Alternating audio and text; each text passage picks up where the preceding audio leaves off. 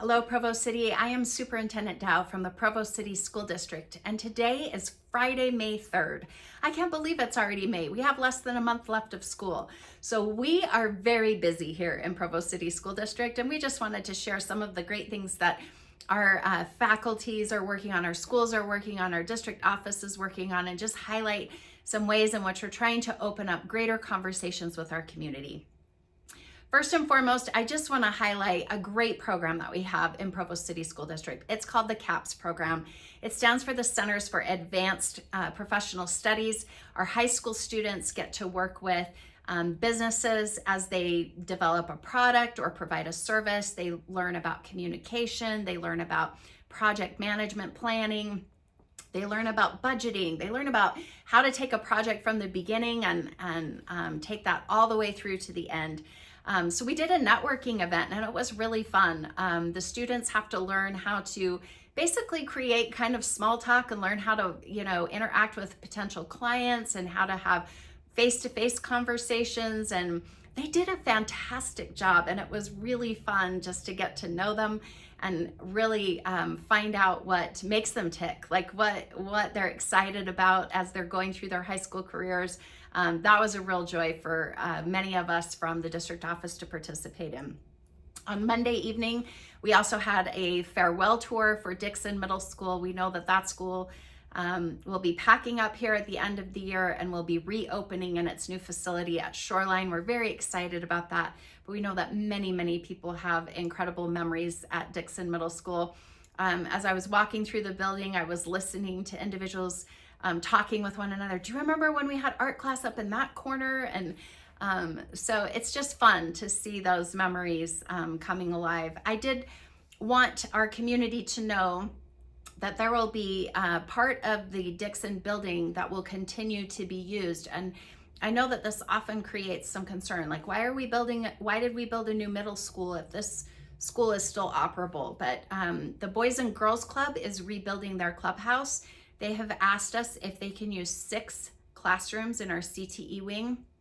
That wing is a seismically stable and safe place for students to be, so they will be using those 6 classrooms. They will also be using the library. They will be using the cafeteria so they can provide breakfast and lunch, and then they'll be using one other classroom for some storage. So I didn't want you to be surprised, but we wanted to make sure that our Dixon community knows that we're not just boarding up that building. We're not going to abandon it. We're keeping people there. You're going to see kids there, and these individuals will be utilizing this building for at least the next 18 months and possibly 2 years while we start developing plans for our next phases for that particular site.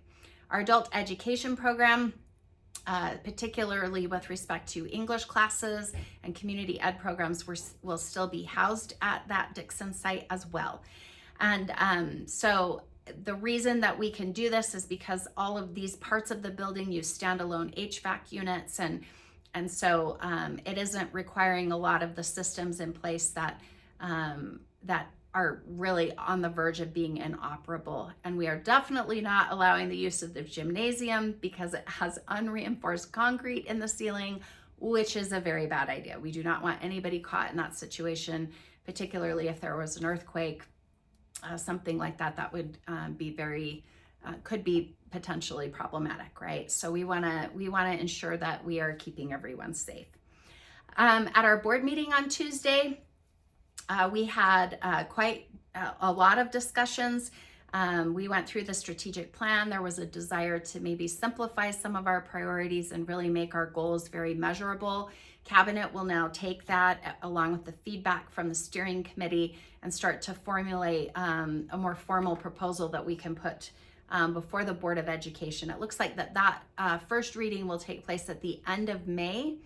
We had originally put that on the May 14th board meeting, but because of our employee recognitions on May 14th and other agenda items, we're going to go ahead and bump that to a later time. The Board of Education also considered some boundary fixes. So we will be doing some study and some informational meetings about our boundary on Heather Lane, because there's some confusion about where the boundary lies and who gets transportation and who doesn't.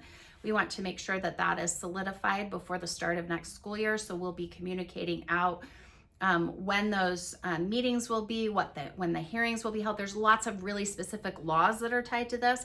So we want to be very transparent about that. You can expect that communication to be going out first of next week. The same with the Osprey Park Townhome development. That development was not in place before, and so we need to establish where the boundary is for those particular townhomes, and make sure that families that are living there know where their children will be going to school. And then the Board of Education also authorized a larger district-wide boundary and feasibility study. We want to make sure that we are using our resources wisely, that we're examining our programs and making sure that we have them housed in the right locations, and all of that requires significant input from the public, and there are very specific reporting requirements, hearings that have to be held, and input sessions. And so this is going to be a process of at least a year for us to really study this and make sure that we're using our buildings appropriately. We know that we have some schools that are, shrinking in enrollment and others that are growing. And so just to really try to utilize our resources more effectively is what we're going for there. So we look forward to that. That's going to be a lot of work and require a lot of conversations with the public. At the board meeting, the Board of Education also re-examined its diversity, equity, and inclusion statement in light of recent legislation. There were some things that needed to be adjusted, and so the board has worked on a culture of inclusion statement that is now available on our website for public input.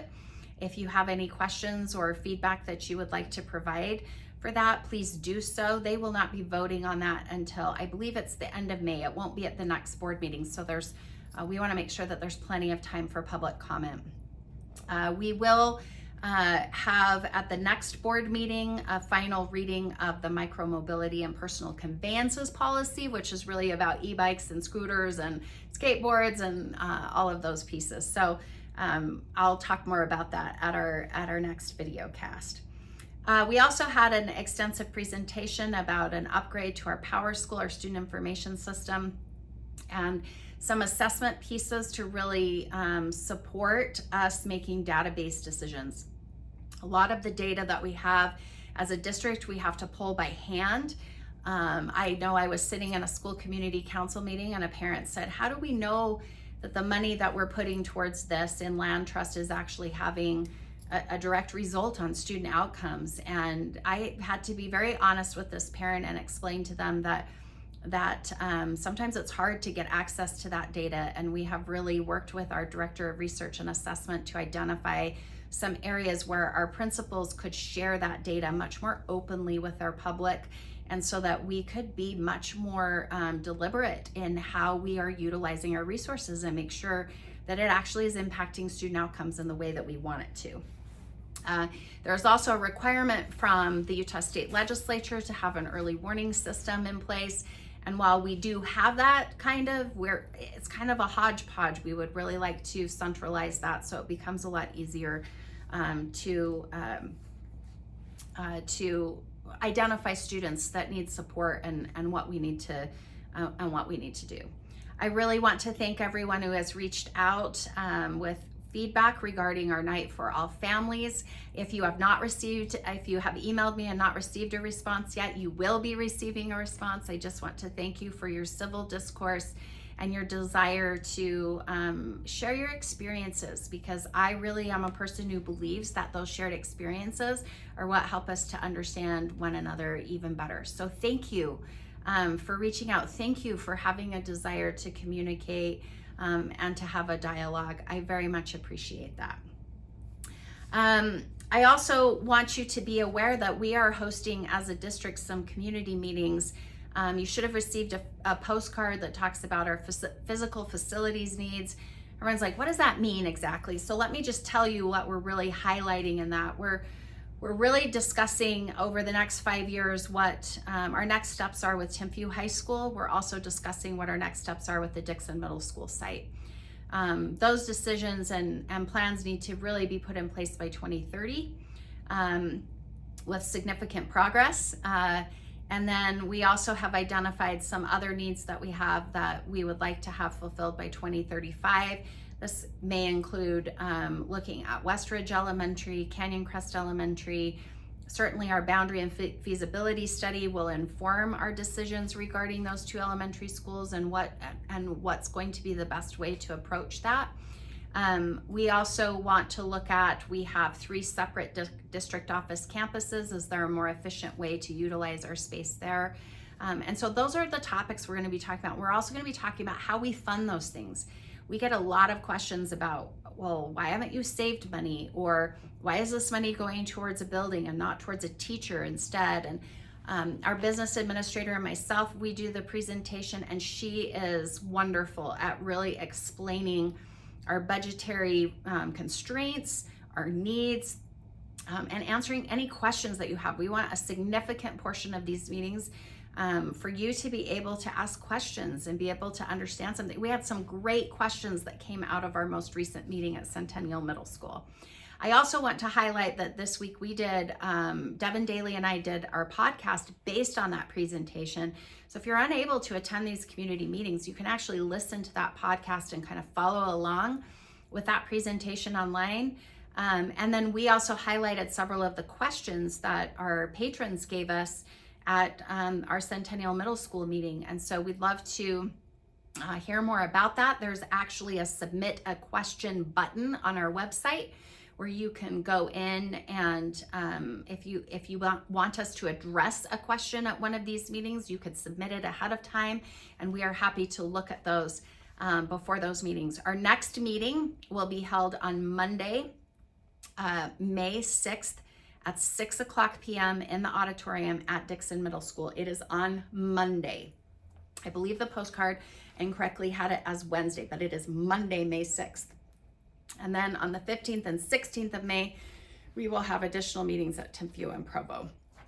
So just kind of keep that in mind. I really want to express our appreciation to our business and finance team, to our tech team, and our Title III team as we are looking at, as they helped us with those community meetings. It was pretty fantastic. So last thing I just wanted on your radar is this year our Freedom Festival is highlighting teachers. So yesterday I went to Mayor Kafusi's office, and the Freedom Festival pin honors teachers and all of the great work that they've done. So super excited about that as we're going into Teacher Appreciation Week next week. I hope you say thank you to the wonderful teachers that we have in our district.